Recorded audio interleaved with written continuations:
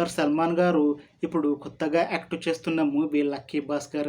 అయితే ఈ లక్కీ భాస్కర్ మూవీకి ముందు దుల్కర్ సల్మాన్ గారు లాస్ట్ యాక్ట్ చేసిన మూవీ కింగ్ ఆఫ్ కోతా. అయితే కింగ్ ఆఫ్ కోతా మూవీ రిలీజ్ అయ్యి 1 ఇయర్ అయిపోయింది.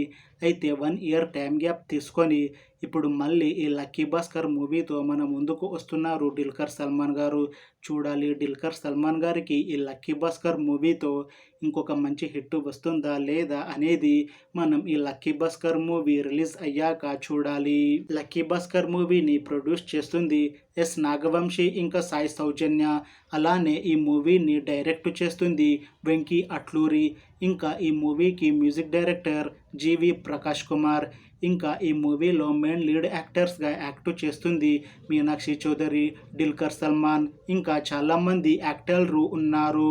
లక్కీ భాస్కర్ మూవీలో హీరోయిన్గా యాక్ట్ చేస్తున్నారు మీనాక్షి చౌదరి గారు. అయితే మీనాక్షి చౌదరి గారు ఈ లక్కీ భాస్కర్ మూవీకి ముందు లాస్ట్ యాక్ట్ చేసిన movie the greatest of all time. అయితే the greatest of all time movie ఈ మధ్య రిలీజ్ అయ్యి చాలా పెద్ద హిట్ అయ్యింది. అయితే the greatest of all time movie release అయ్యాక కాస్త టైం గ్యాప్ తీసుకొని ఇప్పుడు మళ్ళీ ఈ లక్కీ భాస్కర్ మూవీతో మన ముందుకు వస్తున్నారు మీనాక్షి చౌదరి గారు.